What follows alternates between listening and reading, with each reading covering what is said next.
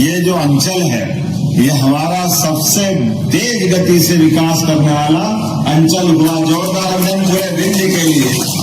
अपनी रीवा की बघेली है ना, बघेली बोलेंगे ना, कौन सा क्षेत्र छोड़ रहे हैं? हर क्षेत्र के अंदर जिस भी जगह जरूरत पड़ती, कितनी पीढ़ियां बर्बाद हो गई। मध्य प्रदेश कहां से कहां जा सकता था। 1956 में मध्य प्रदेश बना और 2002-3 तक केवल 5 मेडिकल कॉलेज।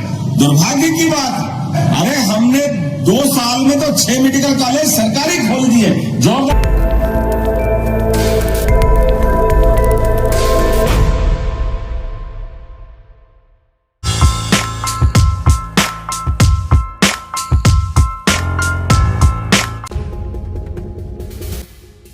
मुख्यमंत्री डॉक्टर मोहन यादव ने बघेली भाषा की प्रशंसा की। उन्होंने कहा कि यह भाषा कितनी मीठी है, इसे कितने अच्छे से बोला जाता है। मुख्यमंत्री डॉक्टर मोहन यादव यहां पर अपने संबोधन के दौरान उन्होंने बघेली भाषा का जिक्र किया और बताया कि रीवा की बघेली भाषा कितना मीठा बोला जाता है और कितनी अच्छे से इसको बोला जाता है। उन्होंने इस बात की प्रशंसा की। इसी बीच उन्होंने सांसद जनार्दन मिश्रा पर भी कहा कि हमारे भोले भाले सांसद जनार्दन मिश्रा जी, उनकी भी उन्होंने प्रशंसा की। आपको बता दें कि मुख्यमंत्री रीवा में विभिन्न विकास कार्यों के लोकार्पण कार्यक्रम में शामिल हुए थे। मुख्यमंत्री ने यहां पर गुड़ में भैरवनाथ मंदिर सहित 4 विकास कार्यों का लोकार्पण किया। इसके साथ ही श्याम शाह मेडिकल कॉलेज परिसर, रीवा मेडिकल कॉलेज परिसर के पुनर्निर्माण कार्य एवं सुपर स्पेशलिटी चिकित्सालय भवन के विस्तारीकरण कार्य का भूमि पूजन कार्यक्रम में मुख्यमंत्री ने सहभागिता की। बोले चिरनाथ महाराज की, बसावन मामा की।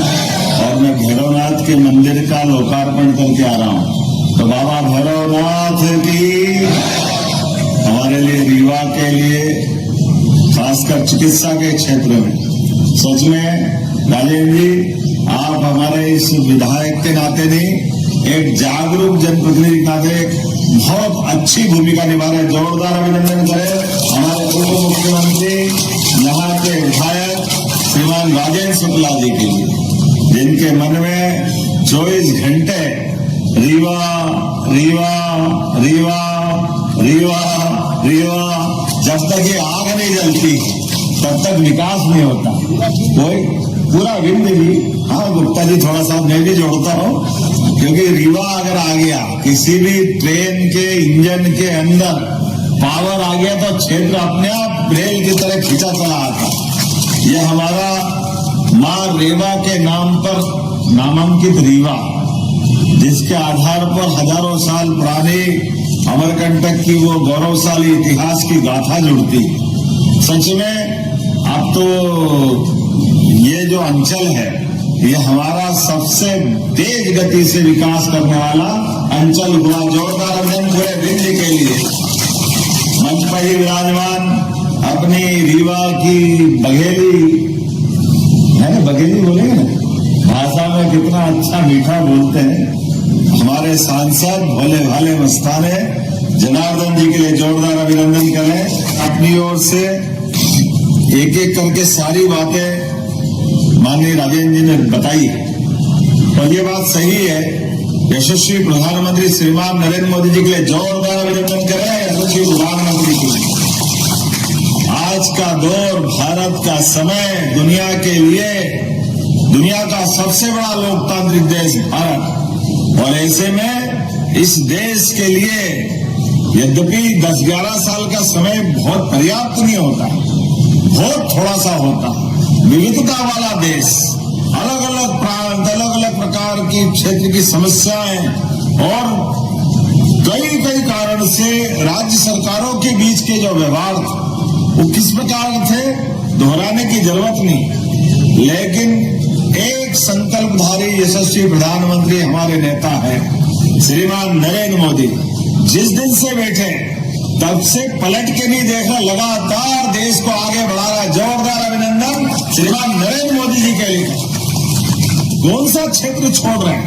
हर क्षेत्र के अंदर जिस भी जगह जरूरत पड़ती, हम याद करें नरेंद्र मोदी जी के माध्यम से वो तजाकिस्तान, रूस के अलग अलग टुकड़े वाले वो सारे देश, हमारे मेडिकल के छात्र मजबूरी में वहां पढ़ने जाते थे क्योंकि हमारे यहाँ की हेल्थ की सुविधा अच्छी नहीं थी। ऐसे समय में जब रूस का युद्ध हुआ और वहां संकट में पड़े, मुझे इस बात की प्रसन्नता है, रूस और यूक्रेन केवल एक नेता नरेंद्र मोदी जी के कारण से दोनों ने युद्ध बंद कर दिया और सारे भारतीय लोगों को निकाल करके उनकी जान की रक्षा करने का काम किया, एहसास कराया इस देश का नेतृत्व कितना मजबूत है।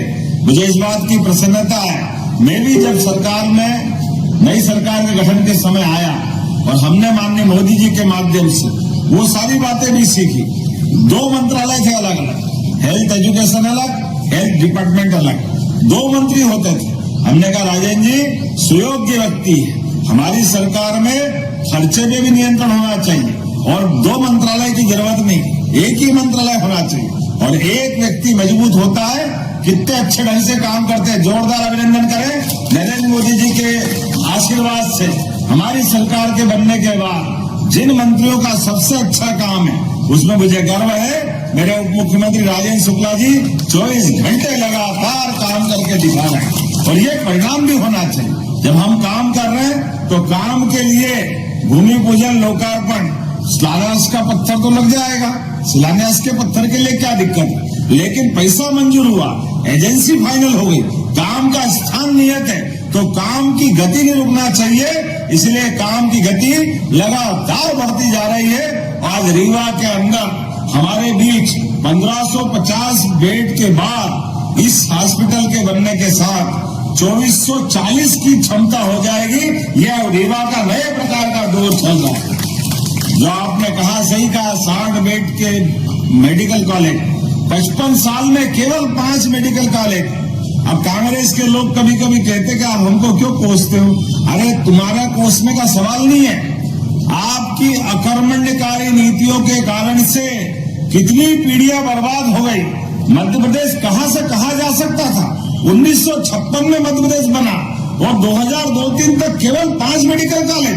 दुर्भाग्य की बात, मुझे इस बात की प्रसन्नता है, अरे हमने 2 साल में तो 6 मेडिकल कॉलेज सरकारी खोल दिए। जोरदार अभिनंदन करें हमारे लिए काम करने की स्पीड। और इतने ही नहीं, आने वाले 2 साल में 50 मेडिकल कॉलेज हो जाएंगे। ये मध्य प्रदेश का रिकॉर्ड है। जोरदार अभिनंदन दिल खोल के करें। 50 मेडिकल कॉलेज हमारे 20 साल के अंदर, ये काम की स्पीड है। मैं आज जब आपसे बात कर रहा हूं तो इसके आधार पर कितने प्रकार की सुविधा मिलेगी। या cardiology, CTBS, neurology, neurosurgery, urology, nephrology, लगातार कितने प्रकार के, और खासकर कैंसर के मामले में कैंसर का तो पूरा अपना एक यूनिट बनेगा और कैंसर की भी अत्याधुनिक मशीनों के माध्यम से। और केवल रीवा नहीं, रीवा, इंदौर, उज्जैन, जबलपुर, भोपाल, हम तो सिंगरौली तक मेडिकल कॉलेज बना रहे हैं। बालाघाट में मेडिकल कॉलेज बन रहा है।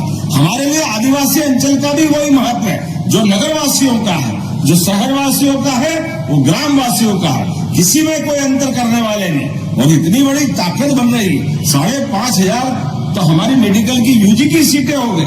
ये बदलते दौर का समय और आगे बढ़ा करके सारे मेडिकल कॉलेज पूरे हो जाएंगे तो 10,000 डॉक्टर प्रत्येक साल हमारी क्षमता योग्यता से आगे बढ़ेंगे। जोरदार अभिनंदन करो। ये हमारे अपने काम करने का तरीका भी रहने वाला। और केवल डॉक्टर नहीं, यहाँ नर्सिंग के, पैरामेडिकल के, सभी प्रकार के हर वर्ग के व्यक्ति के लिए बड़ी संभावना रहने वाली है। तो मेरी अपनी ओर से आज के इस अवसर पर लगभग 350 करोड़ की लागत से बहुत सारे प्रकार की व्यवस्थाओं के आधार पर जब ये यहाँ का नया भूमि पूजन हो रहा है तो उम्मीद करेंगे क्षेत्र के लोगों को लाभ मिलेगा। और लगभग यहाँ 15 विकास कार्यों का भूमि पूजन भी हो रहा है। सब मिलाकर 321 करोड़ 94 लाख की लागत से 15 अलग अलग कामों का भूमि पूजन हो रहा है। खास करके यहाँ इस स्थान पर आने के पहले, जैसे मैंने कहा कि हमने 17.5 करोड़ की लागत से भैरवनाथ महादेव महाराज का भी मंदिर का भूमि पूजन के बाद लोकार्पण किया। क्या भव्य दिव्य प्रतिमा थी। अद्भुत केंद्र तीर्थ का बना, जहां आधुनिक तीर्थ, सोलर का सबसे बड़ा सोलर पार्क 750 मेगावाट का बना है। लेकिन उसके पास, गुड़ के पास देवस्थान, और केवल वहां नहीं, अब तो चित्रकूट के अंदर भी लगातार हमारी सरकार सारे देवस्थानों के लिए काम कर रही। धार्मिक दृष्टि से तीर्थ के केंद्रों को पर्यटन के केंद्र के समान तीर्थाटन के केंद्र बनाने के लिए